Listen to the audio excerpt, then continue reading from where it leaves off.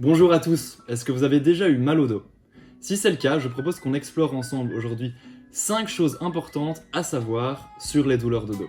Alors, la première fois qu'on a mal au dos, ça peut être très effrayant, on ne connaît pas cette douleur, c'est très aigu, ça fait très mal, et donc on a parfois des comportements, on n'ose pas bouger, on se repose, on se met dans son lit en espérant que ça passe. Bonne nouvelle, les douleurs de dos sont dans la majorité des cas vraiment pas graves, et donc on peut se rassurer quant à leurs origines.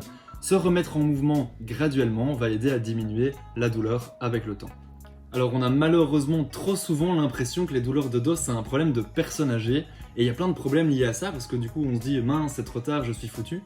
Les statistiques nous montrent qu'en réalité là où on a le plus souvent des douleurs de dos c'est entre 40 et 55 ans et qu'elles ont tendance à diminuer avec le temps.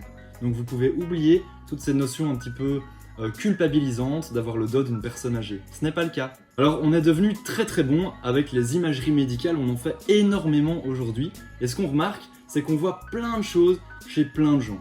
L'ancienne approche c'était de se dire j'ai une douleur, je vais me faire une imagerie après que mon médecin l'ait prescrite. Et là on observait des choses parfois un petit peu stressantes. Vous avez peut-être déjà entendu les mots dégénérescence, pincement discal et j'en passe. Et puis un jour, il y a une équipe de chercheurs américains qui s'est demandé ce qu'on pouvait observer chez des sujets qui n'avaient absolument pas de douleur de dos. Et la surprise, ce qu'on observe, c'est que toutes ces choses qu'on considère comme anormales chez les patients, en fait, on les retrouve aussi chez des sujets qui n'ont absolument aucune douleur. En résumé, pour les imageries, ce qui est super important de retenir, c'est que dans la majorité des cas, les images ne vont absolument rien changer à votre traitement et juste potentiellement vous donner beaucoup de stress avec des termes qui en fait sont très généraux et sont présents chez tout le monde. Une autre notion super importante, c'est que souvent on associe la douleur à quelque chose d'abîmé ou de cassé. Et donc quand on a très mal au dos, on n'ose pas bouger parce que justement on se dit qu'on va abîmer encore plus quelque chose. En réalité, dans la majorité des douleurs de dos, la douleur que vous ressentez, elle est plutôt liée à ce qu'on appelle une sensibilité des tissus, donc des articulations ou de vos muscles par exemple. Vous remettre en mouvement va permettre progressivement de diminuer cette sensibilité avec le temps et que vous puissiez refaire toutes les activités que vous aimez.